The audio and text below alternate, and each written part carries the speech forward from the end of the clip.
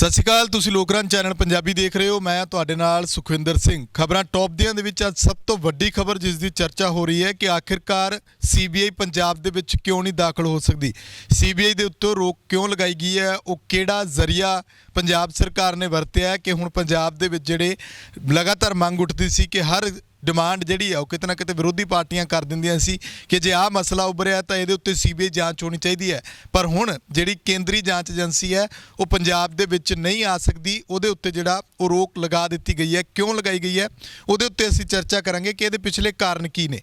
दूजी गल, केंद्र की किसानों के नाल फिर तो मीटिंग होनी है। किसान इसनूं पहली मीटिंग, कई जथेबंदियां कहंदे ने कि सैलरी असीं पहली मीटिंग मन्नांगे क्योंकि ये मीटिंग केंद्रीय मंत्रियों के नाल मीटिंग होण जा रही है। उहदे विच की कुछ खास रहण वाला है उहदे उत्ते भी असीं गलबात करांगे।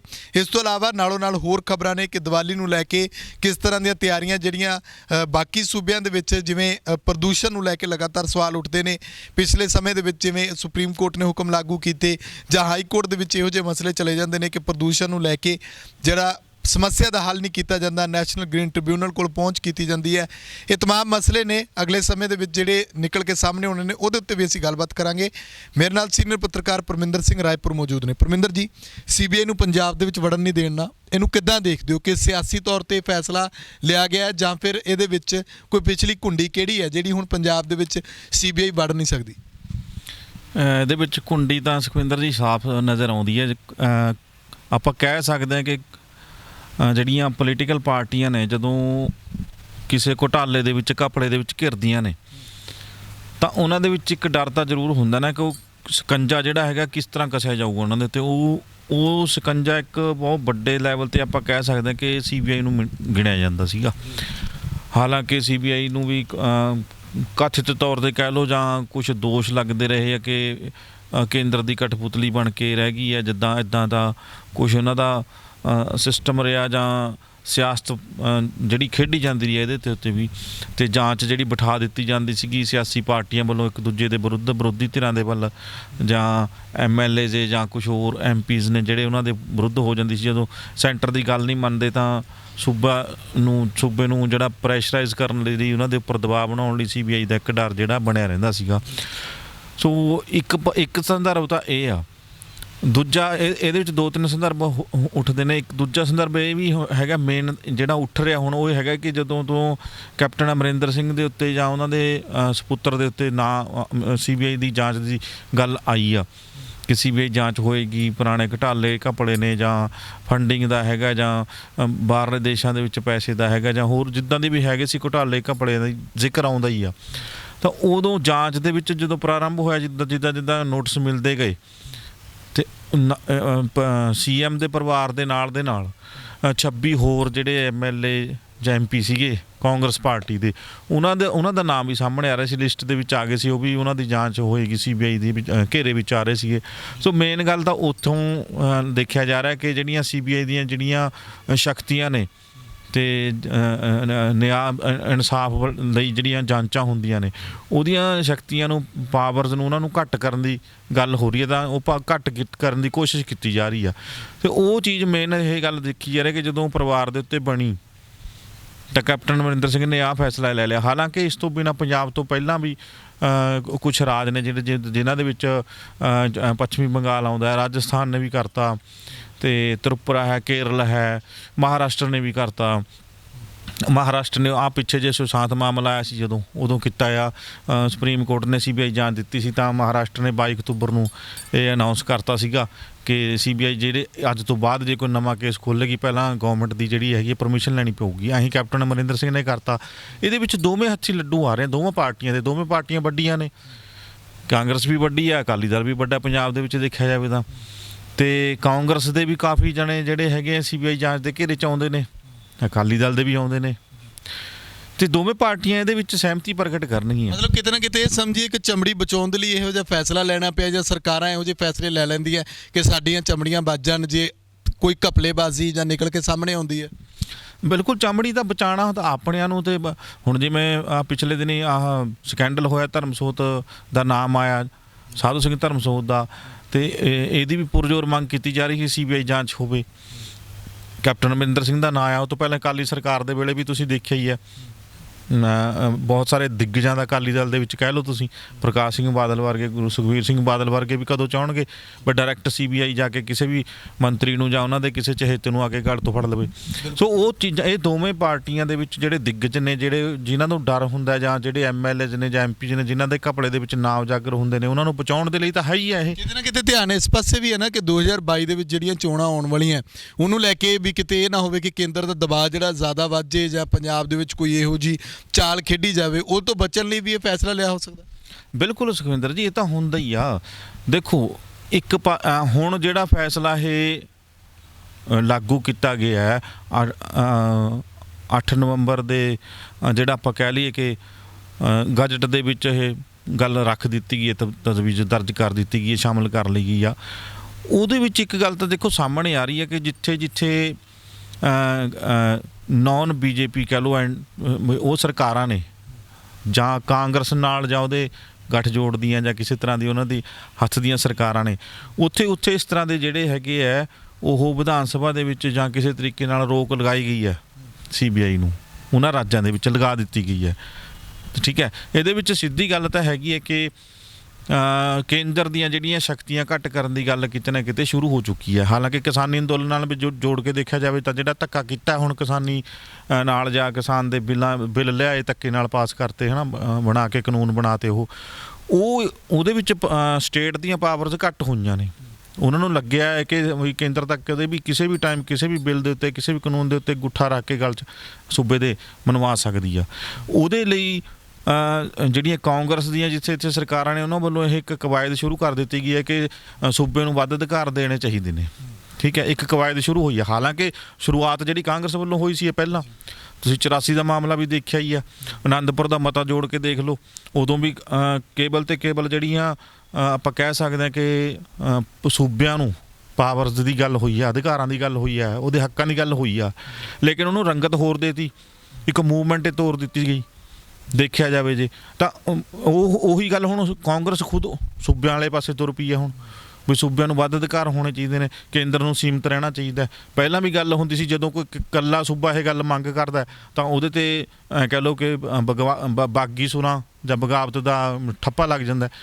ਹੁਣ ਗੱਲ ਤਾਂ ਇਹੀ ਹੈ ਕਿ ਇਹ ਗੱਲਾਂ ਸਾਰੀਆਂ ਇਕੱਠੀਆਂ ਕਰਕੇ ਦੇਖੀਆਂ ਜਾਣ ਤਾਂ ਕਿਤੇ ਨਾ ਕਿਤੇ ਜਿਹੜਾ ਕਿਸਾਨੀ ਅੰਦੋਲਨ ਹੈ ਇਹਨੇ ਵੀ ਜਾਗਰੂਕਤਾ ਪੈਦਾ ਕੀਤੀ ਆ, ਸੂਬਿਆਂ ਨੂੰ ਡਰ ਹੋਣ ਲੱਗ ਗਿਆ, ਤੇ ਦੂਜਾ ਆਪਣੀ ਚਮੜੀ ਬਚਾਉਣ ਵਾਸਤੇ ਤਾਂ ਗੱਲ ਹੈ ਹੀ ਹੈ ਇਹ। ਤੇ ਕਿਤੇ ਨਾ ਕਿੱਥੇ ਜਾ ਕੇ ਕਿਵੇਂ ਜਿਹੜਾ ਕੇਂਦਰ ਸਰਕਾਰ ਦਾ ਹੈਗਾ ਉਹ ਦਬਾਅ ਜਿਹੜਾ ਘੱਟ ਕਰ ਸਕਣ ਸੂਬੇ ਆਪਣੇ ਹੱਕਾਂ ਦੇ ਲਈ, ਜਾਂ ਕਹਿ ਸਕਦੇ ਆ ਕਿ ਆਪ ਖੁਦ ਮੁਖਤਿਆਰ ਹੋਣ ਦੇ ਲਈ ਕਿਸੇ ਨਾ ਕਿਸੇ ਤਰੀਕੇ ਇੱਦਾਂ ਦੀਆਂ ਕਾਰਵਾਈਆਂ ਕਰਨਗੇ ਹੁਣ। ਜੀ ਬਿਲਕੁਲ। ਇੱਥੇ ਦੂਜੀ ਗੱਲ ਦੇਖਣ ਵਾਲੀ ਇਹ ਹੋਏਗੀ ਕਿ ਜਿਹੜੇ ਫੈਸਲੇ ਹੁਣ ਸੂਬੇ ਲੈ ਰਹੇ ਨੇ, ਜਿਨ੍ਹਾਂ ਦੇ ਵਿੱਚ ਕੇਂਦਰ ਦੀ ਕਾਂਗਰਸ ਦੀ ਸਰਕਾਰ ਹੈ ਤੇ BJP ਦੀ ਸਰਕਾਰ ਨਹੀਂ ਹੈਗੀ, ਕੀ ਇਹ ਫੈਸਲੇ ਜੇ ਅਗਲੇ ਸਮੇਂ ਦੇ ਵਿੱਚ ਕਦੇ ਕੇਂਦਰ 'ਚ ਕਾਂਗਰਸ ਦੀ ਸਰਕਾਰ ਆਉਂਦੀ ਹੈ, ਕੀ ਇਹ ਲਾਗੂ ਰਹਿਣਗੇ, ਇਹਨਾਂ ਨੂੰ ਇੱਦਾਂ ਹੀ ਮੰਨਿਆ ਜਾਏਗਾ, ਜਾਂ ਫਿਰ ਉਹੀ ਰੌਲਾ ਰੱਪਾ ਚੱਲਦਾ ਰਹੇਗਾ ਕਿ ਕੇਂਦਰ ਤੇ ਪੰਜਾਬ ਜਾਂ ਹੋਰਨਾਂ ਸੂਬਿਆਂ ਦੇ ਵਿਚਾਲੇ ਮਤਰੇਏ ਵਾਲਾ ਸਲੂਕ ਕੀਤਾ ਜਾਣਾ, ਜਾਂ ਉਹੀ ਗੱਲ ਕਿ ਕੇਂਦਰ ਨਾ ਸੁਣੇ ਤਾਂ ਪੰਜਾਬ ਜਿਹੜਾ ਕਿ ਬਾਕੀ ਸੂਬੇ ਇਹੋ ਜਿਹੇ ਫੈਸਲੇ ਲਾਗੂ ਰੱਖੇ ਜਾ ਸਕਣਗੇ ਜਾਂ ਨਹੀਂ। ਬੜੇ ਇਸ ਤਰ੍ਹਾਂ ਦੇ ਸਵਾਲ ਖੜੇ ਹੁੰਦੇ ਨੇ ਕਿ ਜਦੋਂ ਕੇਂਦਰ ਦੇ ਵਿੱਚ ਕਿਤੇ ਕਹਿੰਦੇ ਨੇ ਕਿ ਰਾਹੁਲ ਗਾਂਧੀ ਆ ਗਏ ਤਾਂ ਕੀ ਪੰਜਾਬ ਦੇ ਵਿੱਚ ਇਹੋ ਜਿਹੀ ਸਥਿਤੀ ਰਹੇਗੀ ਕਿ CBI ਨੂੰ ਨਹੀਂ ਵੜਨ ਦਿੱਤਾ ਜਾਏਗਾ, ਜਾਂ ਕੀ ਪੰਜਾਬ ਖੁਦ ਮੁਖਤਿਆਰ ਰਹੇਗਾ।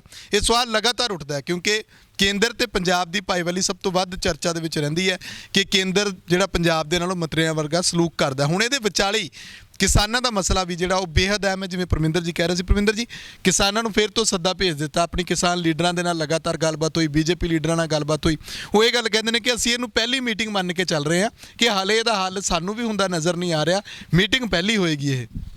ਬਿਲਕੁਲ, ਉਹ ਜਿੱਦਾਂ ਹੁਣ ਡਕੌਂਦਾ ਗਰੁੱਪ ਦੇ ਸੂਬਾ ਪ੍ਰਧਾਨ ਨੇ ਗੱਲ ਕੀਤੀ ਸੀ ਪਿੱਛੇ, ਉਹ ਕਹਿੰਦੇ ਵੀ ਸਾਨੂੰ ਕੋਈ ਲਿਖਤੀ ਰੂਪ 'ਚ ਸੱਦਾ ਨਹੀਂ ਮਿਲਿਆ, ਹਾਲੇ ਤੱਕ ਇਹ ਵੀ ਨਹੀਂ ਮਿਲਿਆ ਵੀ 13 ਨੂੰ ਮਿਲਣਾ ਹੈ ਜਾਂ ਕਿਹਨੂੰ ਮਿਲਣਾ ਜਾਂ ਕੀ ਹੈ। ਜਦੋਂ ਆਉਂਦਾ ਸੱਦਾ ਜਾਂ ਯੂਨੀਅਨਾਂ ਜਿਹੜੀਆਂ ਇਕੱਠੀਆਂ ਨੇ ਹੋਈਆਂ ਨੇ, ਜਾਂ ਉਹ ਗਰੁੱਪ ਹੈ ਜਿਹੜਾ ਬਣਿਆ ਹੁਣ ਕਿਸਾਨੀ, ਜਿਹਦੇ ਅਗਵਾਈ ਦੇ ਵਿੱਚ ਅੰਦੋਲਨ ਹੋ ਰਿਹਾ, ਉਹ ਜਿੱਦਾਂ ਦੀ ਅੱਗੇ ਰੂਪ ਰੇਖਾ ਤਿਆਰ ਕਰਨਗੇ ਉਸ ਤਰ੍ਹਾਂ ਨਾਲ ਜਿਹੜਾ ਚੱਲਿਆ ਜਾਊਗਾ। ਉਹ ਫਿਲਹਾਲ ਕਿਉਂਕਿ ਪਹਿਲਾਂ ਵੀ ਸੱਦਾ ਨਹੀਂ ਸੀ ਮਿਲਿਆ, ਆਪਣੇ ਤੌਰ 'ਤੇ ਜਾ ਕੇ ਮਿਲਾ ਰਹੇ ਸੀਗੇ, ਜਾਂ ਕਿਸਾਨਾਂ ਨੇ ਇੱਕ ਵਾਰ ਮਿਲਾਇਆ ਸੀ ਤਾਂ ਕੇਂਦਰੀ ਮੰਤਰੀਆਂ ਨਾਲ ਕੋਈ ਮੀਟਿੰਗ ਨਹੀਂ ਸੀ ਹੋਈ, ਅਧਿਕਾਰੀਆਂ ਨੇ ਮਿਲ ਕੇ ਉਹਨਾਂ ਨੂੰ ਮੋੜ ਦਿੱਤਾ ਸੀਗਾ।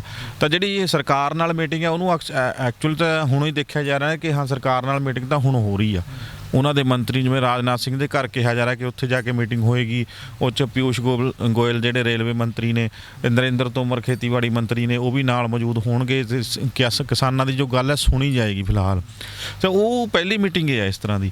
ਤਾਂ ਉਹ ਇਹ 13 ਤਰੀਕ ਨੂੰ ਉਹਨਾਂ ਦੇ ਘਰ ਜਿਹੜੀ ਰਾਜਨਾਥ ਸਿੰਘ ਦੇ ਘਰ 'ਚ ਮੀਟਿੰਗ ਹੈਗੀ ਹੈ, ਇਹਨੂੰ ਐਂ ਕਹਿ ਲਓ ਕਿ ਕਿਸਾਨਾਂ ਦੇ ਸੰਘਰਸ਼ ਦਾ ਇੱਕ ਤਰ੍ਹਾਂ ਨਾਲ ਪਹਿਲਾ ਸਟੈਪ ਗਿਣਿਆ ਜਾ ਰਿਹਾ ਕਿ ਸਫਲਤਾ ਵੱਲ ਸ਼ਾਇਦ ਇਹ ਚਲਾ ਜਾਵੇ। ਲੇਕਿਨ ਕਿਸਾਨ ਜਿਹੜੇ ਨੇ ਉਹ ਬਜਿੱਦ ਨੇ ਕਿ ਅਸੀਂ ਕਾਨੂੰਨ ਰੱਦ ਕਰਾ ਕੇ ਹਟਾਂਗੇ। ਲੇਕਿਨ ਜਿਹੜਾ ਬੀਜੇਪੀ ਵੱਲੋਂ ਜੋ ਬਿਆਨ ਆ ਰਿਹਾ ਉਹ ਇਹ ਹੈ ਕਿ ਨਾ ਤਾਂ ਕਿਸਾਨਾਂ ਦੀ ਕੋਈ ਸ਼ਰਤ ਹੈ ਫਿਲਹਾਲ ਇਸ ਮੀਟਿੰਗ 'ਚ, ਨਾ ਹੀ ਸਰਕਾਰ ਵੱਲੋਂ ਕੋਈ ਸ਼ਰਤ ਆ। ਸਿਰਫ ਗੱਲਬਾਤ ਲਈ ਬੁਲਾਇਆ ਜਾ ਰਿਹਾ ਕਿ ਦੇਖੀਏ ਗੱਲ ਕੀ ਹੈ, ਕੀ ਨਿਕਲਦੀ ਹੈ, ਕੀ ਸਿੱਟਾ ਨਿਕਲ ਸਕਦਾ, ਕੀ ਨਹੀਂ ਨਿਕਲ ਸਕਦਾ, ਕਿਸਾਨ ਕੀ ਚਾਹੁੰਦੇ ਨੇ। ਹਾਲਾਂਕਿ ਸਾਰਾ ਕੁਝ ਪਤਾ ਹੈ ਤੇ ਉਹ ਦੇਖਣਾ ਚਾਹੁੰਦੇ ਨੇ ਕਿ ਪਰ ਤੋਲ ਰਹੇ ਨੇ ਕਿ ਇਹ ਅੰਦੋਲਨ ਕਿੰਨਾ ਕੁ ਚੱਲ ਸਕਦਾ ਹੈ, ਕੀ ਇਹਦਾ ਰੂਪ ਰੇਖਾ ਤਿਆਰ ਹੋ ਸਕਦੀ ਹੈ। ਕਿਉਂਕਿ ਪੰਜਾਬ ਦੇ ਵਿੱਚ ਲਗਾਤਾਰ ਬੀਜੇਪੀ ਉੱਤੇ ਦਬਾਅ ਵੱਧਦਾ ਜਾ ਰਿਹਾ। ਹਾਲਾਂਕਿ ਹੋਰ 18 ਸਟੇਟਾਂ ਦੀ ਗੱਲ ਕਰਦੇ ਆ ਕਿਸਾਨ, ਕਿ 18 ਸਟੇਟਾਂ ਦੇ ਜਿਹੜੇ ਕਿਸਾਨ ਨੇ ਨਾਲ ਨੇ। ਲੇਕਿਨ ਜਿਹੜਾ ਆਪਾਂ ਗੱਲ ਕਰਦੇ ਸੀ ਪਹਿਲਾਂ ਕਿ ਭਾਂਡਾ ਸਾਰਾ ਪੰਜਾਬ ਦੇ ਸਿਰ ਭੰਨਿਆ ਜਾਂਦਾ, ਕਿਉਂਕਿ ਇੱਥੋਂ ਹੀ ਅੰਦੋਲਨ ਜਿਹੜਾ ਹੈਗਾ ਉਹ ਪਨਪਰੇ ਹੈ, ਸਾਰਾ ਕੁਝ ਇੱਥੋਂ ਹੋ ਰਿਹਾ। ਰੇਲਵੇ ਵੀ ਇੱਥੇ ਰੋਕੀ ਗਈ ਹੈ, ਅੰਦਰ ਨਹੀਂ ਵੜਨ ਦਿੱਤੀ ਜਾ ਰਹੀ ਤੇ ਸਰਕਾਰ ਆਪਣੇ ਤੌਰ ਤੇ ਪਾਬੰਦੀਆਂ ਲਾ ਰਹੀ ਕਿ ਹਾਲਾਂਕਿ ਟਰੈਕ ਸਾਰੇ ਖਾਲੀ ਨੇ, ਫਿਰ ਵੀ ਕਿਹਾ ਜਾ ਰਿਹਾ ਕਿ 23 ਸਥਾਨਾਂ ਤੇ ਹਾਲੇ ਵੀ ਬੈਠੇ ਨੇ ਕਿਸਾਨ, ਜਦੋਂ ਕਿ ਕਿਸਾਨ ਇਹ ਮੰਨਣ ਨੂੰ ਤਿਆਰ ਹੀ ਨਹੀਂ। ਉਹ ਕਹਿੰਦੇ ਮਾਲ ਗੱਡੀਆਂ ਲਈ ਸਾਰੇ ਜਿਹੜੀਆਂ ਹੈਗੀਆਂ ਟਰੈਕ ਖਾਲੀ ਕਰ ਦਿੱਤੇ ਗਏ ਆ ਤੇ ਹੁਣ ਸ਼ਰਤ ਰੱਖਦੀ ਕਿ ਯਾਤਰੀ ਗੱਡੀਆਂ ਲਿਆਓ। ਸੋ ਇਹ ਸਾਰਾ ਕੁਝ ਦੇਖ ਕੇ ਲਗਾਤਾਰ ਦਬਾਅ ਬਣਦਾ ਜਾ ਰਿਹਾ ਕਿਸਾਨਾਂ ਦਾ ਸਰਕਾਰ ਦੇ ਉੱਤੇ, ਤੇ ਉਸ ਦਬਾਅ ਦੇ ਤਹਿਤ ਇਹ ਮੀਟਿੰਗ ਰੱਖੀ ਤਾਂ ਗਈ ਹੈ।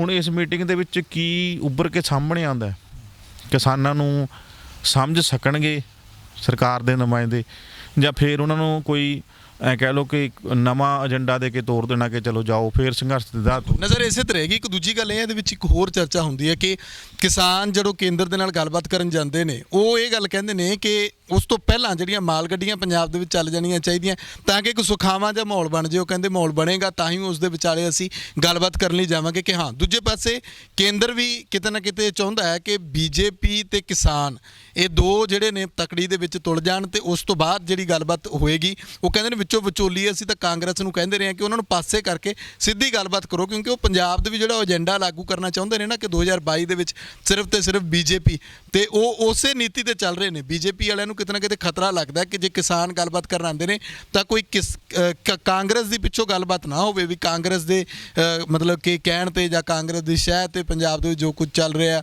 ਉਹ ਗੱਲਬਾਤ ਮਤਲਬ ਕਿ ਉਹ ਕਾਂਗਰਸ ਵਾਲੀ ਘੁੰਡੀ ਵਿੱਚੋਂ ਕੱਢਣਾ ਚਾਹੁੰਦੇ ਨੇ। ਦੇਖੋ, ਸੱਤਾ ਹੈ, ਸੱਤਾ ਤਾਂ ਹਰ ਇੱਕ ਹਥਿਆਉਣਾ ਚਾਹੁੰਦਾ।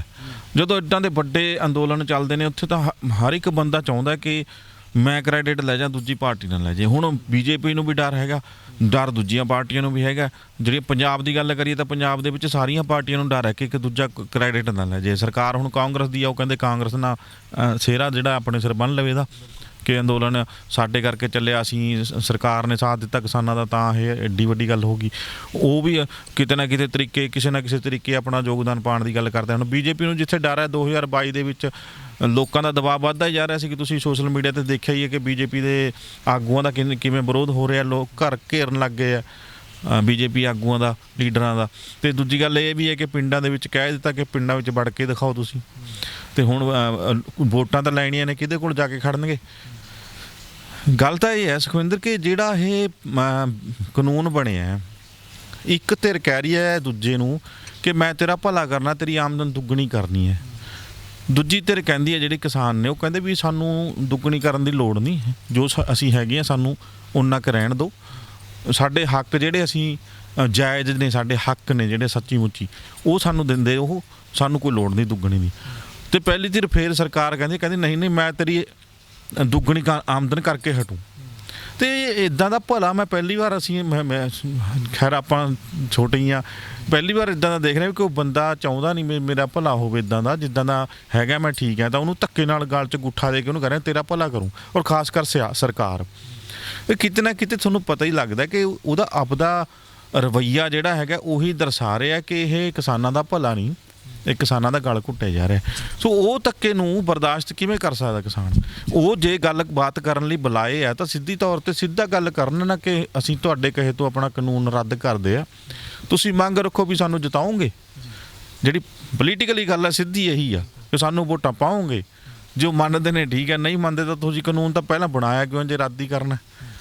ਇਹ ਮਨਸ਼ਾ ਉਹਨਾਂ ਦੀ ਹੈ ਨਹੀਂ ਰੱਦ ਕਰਨ ਦੀ ਫਿਲਹਾਲ, ਲੇਕਿਨ ਦਬਾਅ ਇੰਨਾ ਕੁ ਹੋਣਾ ਝੁਕਣਾ ਪਏਗਾ ਸਰਕਾਰ ਨੂੰ। ਪੰਜਾਬ ਦੇ ਲੋਕ ਜਾਂ ਹੋਰ ਸਟੇਟਾਂ ਦੇ ਲੋਕ ਕਿਸਾਨੀ ਲਈ ਆਪਣੀ ਜਾਨ ਤੇ ਖੇਡਣ ਨੂੰ ਤਿਆਰ ਬੈਠੇ ਨੇ। ਜੀ ਬਿਲਕੁਲ, ਇਸ ਸਭ ਦੇ ਵਿਚਾਲੇ ਬੜੀ ਅਹਿਮੀਅਤ ਰੱਖਦਾ ਹੈ ਬਿਹਾਰ ਦੀਆਂ ਚੋਣਾਂ ਦਾ ਨਤੀਜਾ। ਉਹਦੇ ਉੱਤੇ ਵੀ ਸਭ ਦੀ ਆਸ ਟਿਕੀ ਹੋਈ ਹੈ ਕਿ ਜਿਸ ਤਰੀਕੇ ਦੇ ਨਾਲ ਜੋ ਹਸ਼ਰ ਅਮਰੀਕਾ 'ਚ ਕਹਿੰਦੇ ਟਰੰਪ ਦਾ ਹੋਇਆ, ਉਹੀ ਕਿਤੇ ਨਾ ਕਿਤੇ ਭਾਰਤ ਦੇ ਵਿੱਚ ਬੀਜੇਪੀ ਦਾ ਹੋਣ ਵਾਲਾ ਹੈ। ਇਹੀ ਅਸਲ ਜਿਹੜਾ ਮੋਦੀ ਰੱਥ ਨੂੰ ਰੋਕਣ ਦੇ ਲਈ ਮਹਾ ਗੱਠਜੋੜ ਜਿਵੇਂ ਤਿਆਰ ਕੀਤੇ ਜਾ ਰਹੇ ਨੇ, ਬੀਜੇਪੀ ਦਾ ਜੋ ਆਧਾਰ ਕਹਿੰਦੇ ਬਿਹਾਰ ਦੇ ਵਿੱਚ ਬਣਿਆ ਹੋਇਆ ਸੀ ਉਹਨੂੰ ਕਿਤੇ ਨਾ ਕਿਤੇ ਮੁਕਾਉਣ ਲਈ ਉਹ JDU ਦੇ ਨਾਲ RJD ਜਾਂ ਕਾਂਗਰਸ ਹੋਰ ਵੱਖਰੀਆਂ ਪਾਰਟੀਆਂ ਨੂੰ ਕਿੱਦਾਂ ਦੇਖਦੇ ਹੋ? ਨਤੀਜਾ ਉਹਦਾ ਵੀ ਆਉਣ ਵਾਲਾ, ਉਹਨੇ ਵੀ ਸਾਫ਼ ਕਰ ਦੇਣਾ ਸਾਰਾ ਕੁਝ।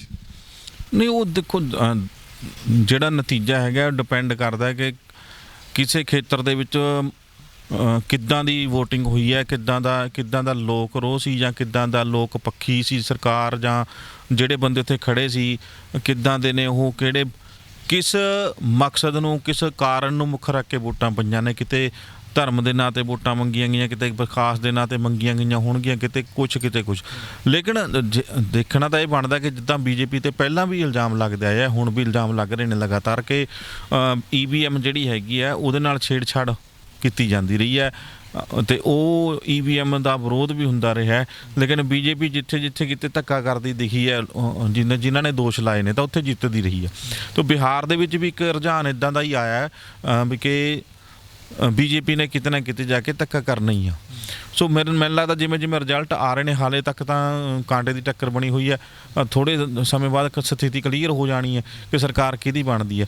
ਮਹਾਗਠਜੋੜ ਤਾਂ ਤਿਆਰ ਹੋ ਹੀ ਰਹੇ ਨੇ, ਮਹਾਗਠਜੋੜ BJP ਦਾ ਰੱਥ ਰੋਕਣ ਨੂੰ ਤਿਆਰ ਨੇ, ਬਟ BJP ਦੀਆਂ ਆਪਣੀਆਂ ਨੀਤੀਆਂ ਵੀ ਉਹਨਾਂ ਨੂੰ ਰੋਕਣ ਦੇ ਲਈ ਅੱਗੇ ਅੜਿੱਕਾ ਬਣ ਰਹੀਆਂ ਨੇ। ਬਿਲਕੁਲ, ਇੱਕ ਅਖੀਰ ਦੇ ਵਿੱਚ ਹੁਣ ਅਸੀਂ ਗੱਲਬਾਤ ਕਰਦੇ ਹਾਂ। ਜਿਹੜੀ ਖਬਰ ਸ਼ੁਰੂਆਤ ਦੇ ਵਿੱਚ ਦੱਸੀ ਸੀ ਕਿ ਪ੍ਰਦੂਸ਼ਣ ਨੂੰ ਲੈ ਕੇ ਹੁਣ ਪਟਾਕਿਆਂ ਦਾ ਜਿਹੜਾ ਦੀਵਾਲੀ ਮਨਾਉਣ ਨੂੰ ਲੈ ਕੇ ਹਰ ਪਾਸੇ ਜਿਹੜਾ ਬੰਬ ਚਲਾਉਣੇ ਨੇ ਲੋਕਾਂ ਨੇ, ਹਾਲਾਂਕਿ ਖੁਸ਼ੀ ਦੇ ਵਿੱਚ ਚਲਾਉਂਦੇ ਨੇ, ਪਰ ਦੂਜਾ ਮਸਲਾ ਜਦੋਂ ਕਿਸਾਨਾਂ ਦੀ ਗੱਲ ਆਉਂਦੀ ਹੈ ਕਿ ਤੁਸੀਂ ਪਰਾਲੀ ਦੇ ਧੂਏ ਨੂੰ ਲੈ ਕੇ ਤਾਂ ਬੜਾ ਦੂਰ ਦੂਰ ਤੱਕ ਪਹੁੰਚ ਜਾਂਦੇ ਹੋ, ਜੁਰਮਾਨੇ ਵੀ ਲਗਾ ਦਿੰਦੇ ਹੋ, ਕਰੋੜਾਂ ਜੁਰਮਾਨੇ, ਸਜ਼ਾਵਾਂ, ਉਹਨਾਂ ਦੀ ਗੱਲ ਕਰਦੇ ਹੋ, ਤੇ ਪਟਾਕਿਆਂ ਤੋਂ ਪ੍ਰਦੂਸ਼ਣ ਪੈਦਾ ਹੁੰਦਾ ਹੈ, ਉਹ ਕਿਉਂ ਨਹੀਂ ਚੜ੍ਹਦਾ ਨੱਕ ਨੂੰ?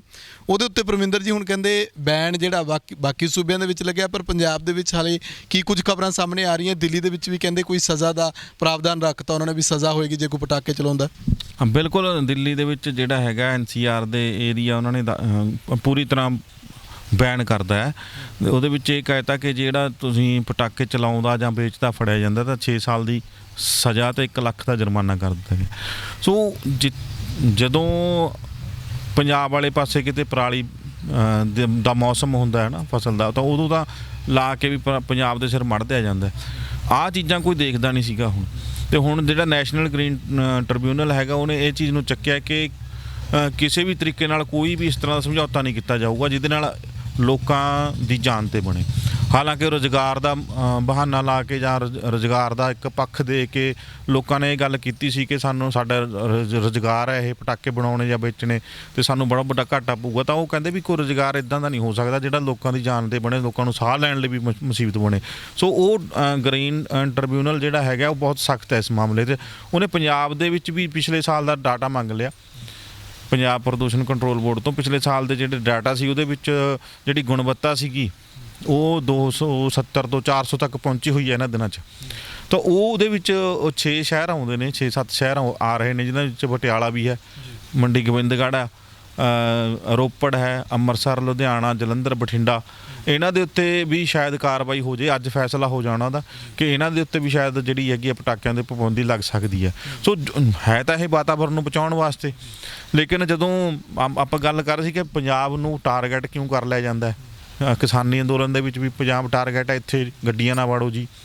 ਅਤੇ ਪ੍ਰਦੂਸ਼ਣ ਮਾਮਲੇ ਜੀ ਪਰਾਲੀ ਸਾੜੀ ਪੰਜਾਬ ਨੇ ਸਾੜੀ, ਦਿੱਲੀ ਹਵਾ ਲੈ ਕੇ ਆ ਗਈ ਜੀ ਧੂੰਆਂ। ਅਤੇ ਹੁਣ ਜੇ ਪ੍ਰਦੂਸ਼ਣ ਦੀ ਗੱਲ ਹੁਣ ਸਾਫ਼ ਹੋ ਰਹੀ ਹੈ ਨਾ ਕਿ ਜੇ ਗੁਣਵੱਤਾ ਘਟਦੀ ਵੱਧਦੀ ਹੈਗੀ ਹੈ ਤਾਂ ਦਿੱਲੀ ਦਾ ਆਪਦਾ ਕਸੂਰ ਹੈ, ਨਾ ਕਿ ਪੰਜਾਬ ਦੇ ਪਰਾਲੀ ਦੇ ਲੋਕਾਂ ਨੂੰ ਸਾੜਨ ਦੇ ਕਹਿ ਦਈਏ ਵੀ ਪੰਜਾਬ ਦੀ ਪਰਾਲੀ ਸੜੀ ਹੈ ਤਾਂ ਸਾਡੇ ਕੋਲ ਹੈ। ਅਤੇ ਪ੍ਰਤੀਬੰਧ ਕਿਉਂ ਲੱਗਿਆ, ਇਹ ਬੈਨ ਕਿਉਂ ਹੋਇਆ, ਰੋਕ ਕਿਉਂ ਲੱਗੀ ਹੈ, ਉਹ ਇਸੇ ਕਰਕੇ ਲੱਗੀ ਹੈ ਕਿ ਪ੍ਰਦੂਸ਼ਣ ਫੈਲਾਉਣ ਵਾਲੇ ਉੱਥੋਂ ਦੇ ਹੀ ਜ਼ਿੰਮੇਵਾਰ ਨੇ। ਪੰਜਾਬ ਦੇ ਵਿੱਚ ਵੀ ਹੋਣਾ ਚਾਹੀਦਾ, ਸਖਤ ਹੋਣਾ ਚਾਹੀਦਾ ਜੇ ਵਾਤਾਵਰਨ ਹੈ। ਹਾਲਾਂਕਿ 2 ਘੰਟੇ ਦੀ ਛੋਟ ਦਿੱਤੀ ਆ, ਲੇਕਿਨ ਉਹ ਉੱਥੇ ਦਿੱਤੀ ਹੈ ਜਿੱਥੇ ਗੁਣਵੱਤਾ ਜਿਹੜੀ ਹੈਗੀ ਉਹ ਬਰਾਬਰ ਹੈ ਜਾਂ ਜਿਹੜੇ ਲੈਵਲ 'ਤੇ ਨੁਕਸਾਨਦਾਇਕ ਮੰਨੀ ਜਾਂਦੀ ਉਹ ਤੋਂ ਘੱਟ ਹੈ। ਉੱਥੇ ਸਿਰਫ 2 ਘੰਟੇ ਦੀ ਇਜਾਜ਼ਤ ਮਿਲ ਸਕਦੀ ਹੈ। ਜੀ ਬਿਲਕੁਲ, ਇਹਨਾਂ ਸਾਰੀਆਂ ਗੱਲਾਂ ਦਾ ਜਿਹੜਾ ਉਹ ਖਿਆਲ ਰੱਖਣਾ ਚਾਹੀਦਾ ਲੋਕਾਂ ਨੂੰ ਵੀ ਕਿ ਪ੍ਰਦੂਸ਼ਣ ਦੇ ਨਾਲ ਕਿਸ ਤਰੀਕੇ ਨਾਲ ਸਿਹਤ ਦੇ ਨਾਲ ਜਿਹੜੀ ਉਹ ਖਿਲਵਾੜ ਕੀਤੀ ਜਾਂਦੀ ਹੈ, ਲੋਕਾਂ ਨੂੰ ਸਮਝਣਾ ਚਾਹੀਦਾ। ਦੀਵਾਲੀ ਮਨਾਓ, ਸਭ ਨੂੰ ਮਨਾਉਣੀ ਚਾਹੀਦੀ ਹੈ, ਪਰ ਬਜਾਏ ਇਸ ਦੇ ਕਿ ਤੁਸੀਂ ਜਿਹੜਾ ਉਹ ਵਾਤਾਵਰਨ ਨੂੰ ਗੰਦਲਾ ਕਰੋ, ਉਸ ਵੱਲ ਵੀ ਧਿਆਨ ਦੇਣਾ ਚਾਹੀਦਾ। ਬਾਕੀ तमाम ਖਬਰਾਂ ਦੇ ਉੱਤੇ ਅਸੀਂ ਗੱਲਬਾਤ ਕੀਤੀ ਹੈ। ਬਿਹਾਰ ਦੀਆਂ ਚੋਣਾਂ ਦੇ ਉੱਤੇ ਨਜ਼ਰ ਰਹੇਗੀ, ਕਿਸ ਤਰ੍ਹਾਂ ਦੇ ਨਤੀਜੇ ਆਉਣਗੇ ਉਹਦੇ ਉੱਤੇ ਪੂਰੀ ਦੁਨੀਆ ਦੀ ਵੀ ਨਜ਼ਰ ਹੈ, ਕਿਉਂਕਿ ਜਿਵੇਂ ਅਮਰੀਕਾ ਦੇ ਵਿੱਚ ਰਿਜ਼ਲਟ ਆਏ ਉਸ ਤਰੀਕੇ ਦੇ ਨਾਲ ਕਿਤੇ ਨਾ ਕਿਤੇ ਭਾਰਤ ਨੂੰ ਵੀ ਦੇਖਿਆ ਜਾ ਰਿਹਾ ਹੈ ਕਿ ਅਗਲੇ ਸਮੇਂ ਦੇ ਵਿੱਚ ਮੋਦੀ ਸਾਹਿਬ ਨੂੰ ਰੋਕਣ ਦੇ ਲਈ ਜਿਸ ਤਰੀਕੇ ਨਾਲ ਮਹਾਗੜਜੋੜ ਬਣਦੇ ਜਾ ਰਹੇ ਨੇ, ਉਹ ਜਿਹੇ ਹਾਲਾਤ ਜਿਹੜੇ ਉਹ ਪੈਦਾ ਹੁੰਦੇ ਜਾ ਰਹੇ ਨੇ, ਉਹ ਪੰਜਾਬ ਦੇ ਵਿੱਚ ਵੀ ਕਿਤੇ ਨਾ ਕਿਤੇ 2022 ਦੇ ਵਿੱਚ ਕੋਈ ਮਹਾਗੜਜੋੜ ਤਿਆਰ ਹੋ ਸਕਦਾ ਜਿਹੜਾ ਮੋਦੀ ਰੱਥ ਨੂੰ ਰੋਕਣ ਦੇ ਲਈ ਆਪਣੀ ਭੂਮਿਕਾ ਨਿਭਾਏਗਾ। ਤੁਹਾਡਾ ਇਸ ਬਾਰੇ ਕੀ ਕਹਿਣਾ? ਆਪਣੇ ਵਿਚਾਰ ਕਮੈਂਟ ਕਰਕੇ ਜ਼ਰੂਰ ਦੱਸਿਓ। ਲੋਕਰਾਜ ਚੈਨਲ ਪੰਜਾਬੀ ਨੂੰ ਸਬਸਕ੍ਰਾਈਬ ਕਰੋ। ਧੰਨਵਾਦ।